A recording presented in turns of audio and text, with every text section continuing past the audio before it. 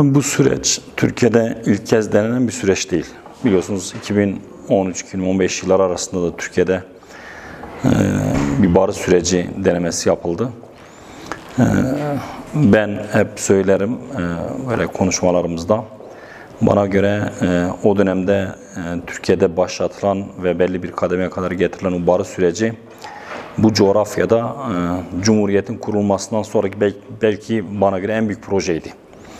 Eğer o süreç başarıyla tamamlanabilseydi belki bu topraklarda çok büyük bir şey yapılmış olacaktı. Cumhuriyet'ten sonraki en büyük işlerden biri yapılmış olacaktı ama maalesef tabii o dönemin dinamikleri gereği akamete uğratıldı. Sebebi ne olursa olsun. Bugün tabii Türkiye için 10 yıl çok büyük kayıp oldu. 2015-2025 yılları arası Türkiye için her alanda, toplumun her kesimi açısından hem siyasal hem toplumsal hem ekonomik olarak çok büyükler oldu. Bunun yanında çok büyük acılar yaşandı ülkede. Ülkenin her bölgesinde acılar yaşandı. Şimdi 10 yıl sonra bu sorun yeniden çözülmesi gündeme geldi. İşin neresine bakılırsa bakılsın böyle bir sürecin yeniden başlatılması başlı başına çok büyük bir olaydır. Tabii bu sürecin bir önceki süreçten bir farkı var. Her ortamda bunu siyasi aktörler de dile getiriyor. Bu işin öncülüğü yapan insanlar da söylüyor. Bu seferki süreç diğer süreçten farklı olarak biraz daha gizli, biraz daha belli aktörler tarafından ve silahların bırakılması şartıyla yapılıyor. Geçmişte nasıldı? Demokratik düzenlemeler yapılacaktı, toplumsal barışta bir kademe olacaktı, bir ilerleme olacaktı. En son aşama olarak da silahlar bırakılacaktı. Fakat bu sefer tam tersi.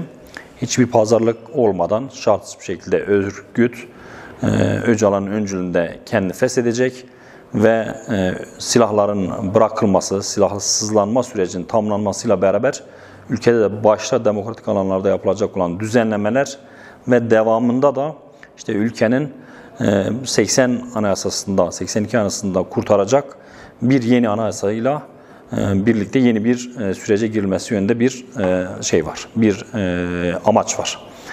Buna dair açıkçası benim şu ana kadar görebildiğim kadarıyla ben bir sorun görmüyorum. Yani süreç bence gayet iyi gidiyor. En azı siyasi aktörler başlatılan bu sürece sahip çıkıyor. Sayın Öcalan'da, Sayın Erdoğan'da, Sayın Bahçeli'de ve siyasi partiler de bu noktada, hatta yerine göre Cumhuriyet Halk Partisi de, muhalefet partileri de bu süreci bu manada sahipleniyorlar. Bu bence önemli bir şey. Tabii zaman zaman böyle belki gecikmeler, aksamalar oluyor ama bu da işin doğasından kaynaklı. Bence bunlar normal. Bunlarda bir ümitsizliğe, bir karamsarlığa kapılmamak lazım. Tabii bu işin siyasi boyutu, meclis boyutu olan durum. Peki bizler ne yapabiliriz? Biz de bölge barolar olarak 16 tane bölge baromuzun beraber hareket ettiği durumlardan biri de bu oldu. Bölge baroları olarak biz de zaman zaman arkadaşlarla kendi aramızda bu işin istişaresini yapıyoruz. Gelinen aşama, yapılması gerekenler, ortak koyabileceğimiz katkılar noktasında da bir görüş alışverişinde bulunuyoruz. En sonda bu noktada bir ortak irademiz ortaya çıktı. Bizim Türkiye Büyük Millet Meclisi Başkanı başta olmak üzere siyasi partilerin genel başkanları ve grup başkanlarıyla bu manada bir görüşmeyi arzu ettik ve Ankara'ya 16 baro başkanı olarak bir temaslarımız oldu. İşte Türkiye Büyük Millet Meclisi Başkanı, Cumhuriyet Halk Partisi, AK Parti, CHP, İYİ Parti, Yeni Yol ve DEM Parti'den randevular aldık ve genel başkanlarla, heyetlerle bu manada görüşmeler yaptık. Bu görüşmelerimizin ana çerçevesi şuydu. Birincisi toplumun bazı böyle yazılı veya görsel basında söylendiği gibi toplumsal desteğin düşük olduğu yönündeki oluşturulan bir algının doğru olmadığını, tam tersine toplumun geçmiş dönemlerde olduğu gibi bu dönemde de böyle bir barış sürecine destekte bulunduğu ve topluma bir heyecan olduğu ve bu noktada bir bekleyiş olduğunu ortaya koymak. Dolayısıyla siyasi aktörlere, siyaset kurumuna bu noktadaki toplumun bu nabzını aktarmak, toplumun bu beklentisini aktarmak. Birinci görüşmemizin sebebi buydu ki biz bunu her gittiğimiz yerde de ilettik. İkincisi de toplumun bu beklentisi, bu heyecanı, bu barış sürecinin tamamlanması noktasındaki arzusuna siyasi partilerin ve siyasi aktörlerin sahip çıkmasını sağlamak ve bunların bu noktada bu olaya teşvik etmek. Bizim ikinci olayımız da, niyetimiz de buydu ve bunu kendilerine aktardık.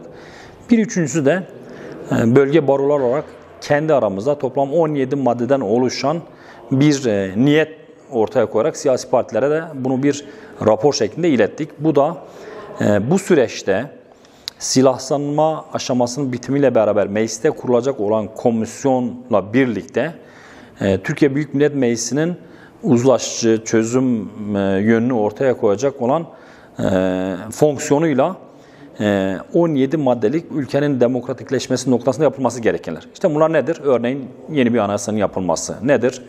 Ana dil önündeki engellerin ortadan kaldırılması. Nedir? Kürt toplumunun kendini ifade etme, kendi kültürünü geliştirme noktasındaki engellerin ortadan kaldırılması gibi ayrıntısına girmeyeyim. 17 maddelik bu manada tavsiye niteliğinde bar olarak sunduğumuz bir niyet çerçevesi oldu. Tabii gittiğimiz bütün partilere, sadece MHP'de son anda bir randevu değişikliğinden dolayı görüşme imkanımız olmadı. Diğer siyasi parti gruplarının tamamıyla görüştük. Bu üç niyetimiz noktasında da çok verimli bir görüşme oldu bütün siyasi partilerle. Hem onlardan da fikirler aldık, onların da mevcut gelişen durumdaki son pozisyonla ilgili durumlarını öğrenmiş olduk. Ama bu manadaki niyetlerimiz de onlara açık ve net bir şekilde ifade ettik ve çok güzel görüşmeler oldu. Benim bu sorunuz açısından söyleyebileceklerim bunlar. Bir iyimserlik var ama bir temkinli durum da var. Belki de bir kısım basında veya görsel medyada barış sürecine olan desteğin düşük çıkması, anketlerde, işte kamuoyu araştırmalarında düşük çıkma yönündeki şey aslında bu sorununuzun cevabı. Onun sebebi şu, bir önceki barış sürecine göre biraz daha süreç gizli yürütülüyor. Dolayısıyla insanlarda süreçle ilgili şeffaflık noktasında bir kaygı var. İkincisi ise sürecin birkaç ay geçmiş olmasına rağmen ağır yürümesi. Tabi burada yapılması gereken bence acilen şu, ben anınızda şunu görüyorum. Öcalan'ın çok net bir irade ortaya koyması ve bu iradeye örgütün de karşılık vermesinden dolayı ortaya koyduğu karar bence önemli. Hem de hızlı bir karar ortaya konuldu. Şimdi bu ortaya konulan iradeden bence şu an bir geriye dönüş yok. İşte bunun ama demokratik bir çerçevede yasal mevzuatta bir büründürülmesi gerekiyor. Bu da nedir? Türkiye Büyük Millet Meclisi çatısı altında şu an işte görüşülen bu tüm partilerin ortak kuracakları komisyonun bence hızlıca kurulması gerekiyor. İkincisi de bu silahsızlanma sürecinin yasal mevzuatlar çerçevesinde bir güvenlik ve emniyet sibobunun oluşturulması gerekiyor. En bence başta yapılması gereken bu. Çünkü siz bir adım attığınızda devamında devletin bu adımı resmileştirecek, mevzuata büründürecek, bunu daha somut hale getirecek bazı uygulamalar yapması gerekiyor ki bunlar demokratik adımlardır. Bunların bir an önce yapılması gerekiyor. Şimdi biz bir adım attık. Dediğim gibi 16 baro olarak Türkiye Büyük Millet Meclisi'nde temaslarımızı yaptık. Bugün ikinci adımı işte bugün Van'da, Van Barosu'nun ev sahipliğinde yine bölge baro başkanları ve ÖHD'nin ve İHD'nin öncülüğünde hukukçular bir araya geliyor. İşte müzakeresini yapıyoruz. Belki bunun bir ikinci adımı barolar olarak söylüyorum.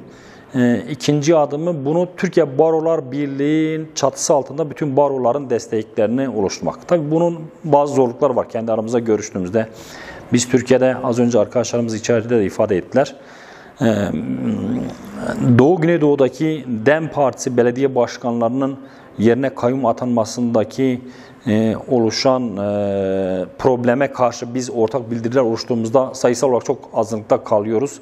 Yerine göre Kürdistan'daki olan bar olarak bir yere kadar bunu anlarız. Ama bir Cumhuriyet Halk Partisi belediye başkanının yerine kayyum atandığında dahi biz buna karşı bir ortak açıklama girişimde bulunduğumuzda bile 81 baroda maalesef ortak bir şey bulamıyoruz. Ortak bir destek çoğu zaman bulamıyoruz. Sayımız bazen 50'lerde kalıyor ve en fazla 50'lerde kalıyor. Dolayısıyla Türkiye Barolar Birliği nezdinde Türkiye'nin mevcut pozisyonu itibariyle bu konuyu 81 baronun, hatta 83 baronun, çoklu olan barolarla beraber 83 baroyla birlikte bir oy birliği içerisinde oluşturmak biraz zor olacak. Ama bizim zaten arkadaşlarla görüşmelerimizdeki hedefimiz 3. adım olarak bunu yapmak. Türkiye Barolar Birliği'nde ve baro başkanları nezdinde bu konuyu gündeme getirmek, olabildiğince Türkiye'deki bütün baroların bu işi sahiplenmesini sağlamak. Bir işin diğer ayağı ise bölge baroları olarak kendi illerimizde, herkesin kendi ilinde diğer sivil toplum örgütleriyle birlikte hareket ederek bu barış sürecinin toplumsal sahiplenmesini daha fazla arttırmak. Bu noktada işte bizler herkes kendinde, bugün Van bu iş için bir örnek oldu, bir başlangıç oldu. Kendi elimizde bundan sonra konferanslar, çalıştaylar, sivil toplum örgütleri birlikte belki bu noktada yapacağımız panellerle bu işin toplum nezdinde daha fazla sahiplenmesini sağlamak için gayret göstereceğiz. Umudumuz ve... Biz ümitliyiz. Umudumuz yüksek. Çünkü biz bu barışı sağlamak zorundayız. Kürt sorunu Cumhuriyet'in kuruluşuyla beraber 120 yıllık bir geçmişi olan, belki Osmanlı'nın son döneminden başlayan, İttihat Terakki ile beraber başlayan 120 yılı aşan bir sorun. Cumhuriyet'le beraber bu sorun katmanlaşarak devam etmiştir. Son 50 yılda da bu topraklarda acı ve gözyaşıyla yoğrulmuştur. Bu toplumun her kesimi için söylüyorum. Bu acıyı, bu gözyaşı sürecini, bu çözümsüzlüğü devam ettirme şansı yok. Bugün Kürtler ne kadar bu barışa ihtiyaç duyuyorlarsa batıdaki Türk toplumun da bu barış sürecini bir şekilde nihayetlendirmeye ihtiyacı var.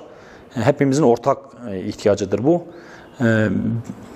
10 yıl önce bu barış sürecindeki başarısızlığın bu sefer Türkiye halkının üstlenecek bir tahammülü yoktur bence. O açıdan bu sorun bence çözülecek. Herkes de bunu farkındadır.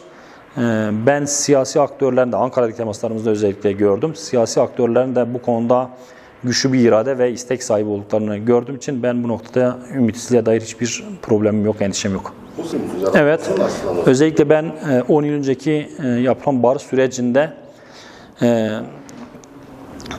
asker, polis annelerinin dahi bu sürece hazırlıklı oldukları ve bu süreci nihayetlendirme istekli olduklarını bizzat şahit oldum. O dönemde siyaset içerisinde bir insan olarak söylüyorum bunu. Benim fikrim açısından Kürtler ve Türkler arasında bir ayrım yapıyorum. Bütün Türkiye halklarının ve bütün toplumun bu noktada bence istekli olduğunu ve bu işin sonlandırmaya yönelik iradelerinin net olduğunu düşünüyorum. Tam tersine bence toplum bu noktada siyaset kurumlarının, kamu kurumlarının çok önündedir. Toplumun beklentisi siyasetin bu işi siyaset üstü düşünerek, bir seçim sonucuna endeksli değil de siyaset üstü düşünerek bu sorunun bir an önce çözülmesi gerektiğine dair beklentilerin olduğunu düşünüyorum ben. Mesela Iğdır çok doğru bir tespit. Iğdır diğer bizim Mezopotamya veya Kürdistan bölgesi dediğimiz diğer illerden farklı. Belki biraz da Kars. Milliyetçi bir kesimin, bir damarın olduğu bir il. Orada bile siz toplumda insanlarla görüştüğünüzde bu sorunun çözülmesi gerektiği yönünde aksi düşünen tek bir tane vatandaş bulamazsınız. Sadece yöntem farkı var. Bir kısım insanlar şu şekilde çözülsün der, bir başkası farklı düşünür. Ama orada Azeri Türk'ü dediğimiz vatandaşlarımız var. Oradaki Kürtlerle Azeriler veya diğer unsurlardan herhangi bir vatandaşlar konuştuğunuzda hiç kimse bu sorunun çözülmesinden aksine bir cümle sarf etmez. Herkes bu sorunu çözmek ister. Bizim ilimiz de bunun en iyi örneklerinden bir tanesidir. Ki bence Iğdır'da bile böyle bir sorunun çözülmesi yönündeki vatandaşın iradesinin ben çok kıymetli olduğunu düşünüyorum.